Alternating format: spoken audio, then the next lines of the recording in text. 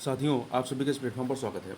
यहाँ पर हम लोग जनसत्ता न्यूज़पेपर के 21 जुलाई 2023 के संस्करण में एक आर्टिकल प्रकाशित है जिसका शीर्षक है सांसद में पटरी कारोबारी। इस आर्टिकल को लिखा है सोनम लव वंशी जी ने। तो देखिए, यह जो आर्टिकल है, यह आर्टिकल आपका जो रेहड़ी पटरी वाले हैं, जो सड़क किनारे छोटी छोटी दुकानें लगाते हैं, उनकी समस्याओं से संबंधित और उनकी समस्याओं से निजात के लिए सरकार ने क्या कदम उठाए हैं और उस कदम में क्या कमियां रह गई हैं, उन सभी के बारे में इसमें बात की गई है। और ये जो रेहड़ी पटरी वाले कारोबारी हैं, इनका हमारी अर्थव्यवस्था में किस प्रकार से योगदान है, उन सभी चीज़ के बारे में इस आर्टिकल में बात की गई है। तो यह आर्टिकल जो है आपका, यदि आप मेंस के दृष्टिकोण से देखें तो आपका जीएस पेपर 3 के तहत जो इकोनॉमिक्स वाला सेक्शन आता है, उसके तहत ये कवर हो जाएगा।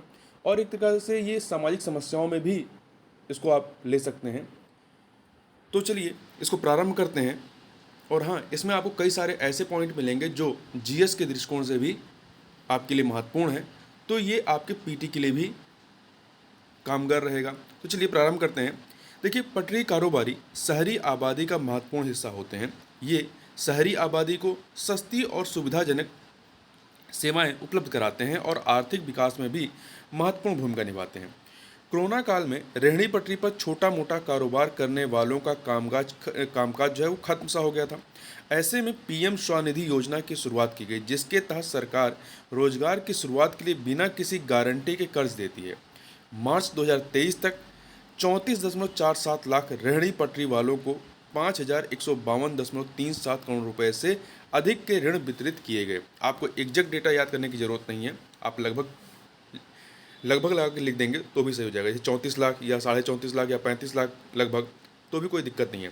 इस योजना के माध्यम से रेहड़ी पटरी वालों को न सिर्फ रोजगार का साधन बल्कि उनके परिवार को आर्थिक संबल भी मिला। अब तक इस योजना के माध्यम से करीब 46 लाख छोटे व्यापारियों को ऋण जो है दिया जा चुका है। इस योजना में कर्ज लेने वाले छोटे व्यापारी 10,000 रुपये एकमुश्त कर्ज की राशि समय से चुका दें तो उन्हें 50,000 रुपये तक की आर्थिक सहायता देने का भी प्रावधान है। इसके माध्यम से छोटे व्यापारी न केवल अपना रोजगार शुरू कर सकते हैं बल्कि मुख्य धारा से जुड़कर विकसित भारत बनाने के संकल्प को सार्थक कर सकते हैं। इसके माध्यम से देश का युवा अपना व्यवसाय शुरू कर सकता है। महिलाएं भी अपने बूते अपना काम धंधा शुरू कर आत्मनिर्भर बन रही हैं। यह योजना 1 जून 2020 को कब शुरू की गई? 1 जून 2020 को शुरू की गई थी। इसका उद्देश्य पटरी कारोबारियों के बीच स्वरोजगार, स्वावलंबन और स्वाभिमान, तीन चीज़ें, स्वरोजगार, स्वावलंबन और स्वाभिमान को बढ़ावा देना था।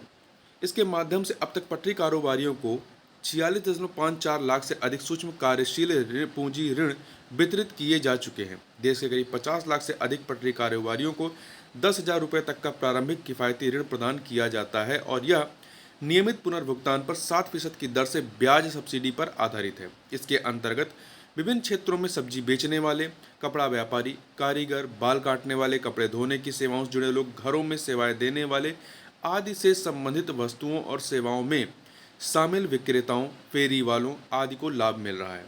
दिसंबर 2022 तक देश में कुल 13,403 पटरी कारोबार क्षेत्रों की पहचान की जा चुकी थी। इस योजना के कार्यान्वयन में भारतीय लघु उद्योग विकास बैंक अर्थात सिडबी तकनीकी रूप से भागीदार है। गौरतलब है कि इस योजना ने नागरिकों को कर्ज और सामाजिक सुरक्षा योजनाओं के साथ जोड़ा है। इस योजना से देश भर के पटरी कारोबारियों के जीवन में महत्वपूर्ण बदलाव आया है। इसमें वे लोग शामिल हैं जो सामान की बिक्री के लिए स्थायी निर्मित संरचना के बिना जनता को बड़े पैमाने पर वस्तुओं की बिक्री चलते फिरते या सड़क किनारे करते हैं, जैसे ठेले पे या इत्यादि अस्थायी संरचना बना करके। वहाँ से एक अनुमान के मुताबिक एशिया, लैटिन अमेरिका और अफ्रीका के विकासशील देशों में पटरी कारोबारियों की संख्या में लगातार वृद्धि हो रही है। सरकारी आंकड़ों के मुताबिक भारत में लगभग 49.48 लाख पटरी कारोबारियों की पहचान की गई है। इनमें उत्तर प्रदेश में सबसे अधिक 8.4 लाख पटरी कारोबारी हैं, मतलब 8.5 लाख करीब पटरी कारोबारी उत्तर प्रदेश में है। इसके बाद दूसरे नंबर पर मध्य प्रदेश आता है, जहां पे 7.04 लाख पटरी कारोबारी हैं। दिल्ली में 72,457 पटरी कारोबारी हैं। वहीं सिक्किम में किसी पटरी कारोबारी की पहचान नहीं की गई है। इस योजना का मकसद शुरुआती तौर पर कोविड से प्रभावित रेहड़ी पटरी वालों को अपनी आजीविका शुरू करने के लिए अधिकार देना था, लेकिन धीरे धीरे सरकार ने स्वनिधि से समृद्धि की तरफ बढ़ने का फैसला किया।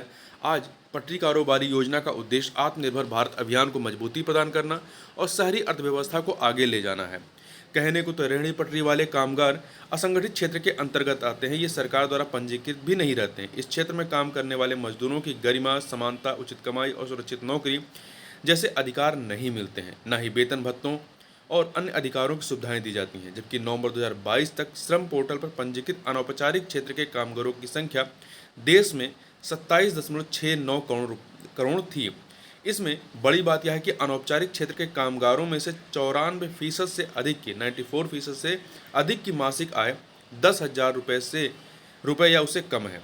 संविधान में नागरिकों को कई मौलिक अधिकार प्राप्त है, मगर इन अधिकारों की पूर्ति कई बार प्रभावित होती है। मसलन अनौपचारिक क्षेत्र में लगे नागरिकों के साथ सामाजिक न्याय बहुत मुश्किल से हो पाता है। जबकि संविधान का अनुच्छेद 38(1) कहता है कि राज्य सामाजिक व्यवस्था सुनिश्चित कर लोगों के कल्याण को बढ़ावा देगी, और अनुच्छेद 38(2) आय की स्थित सुविधाओं और अवसरों में असमानता को कम करने का निर्देश देता है।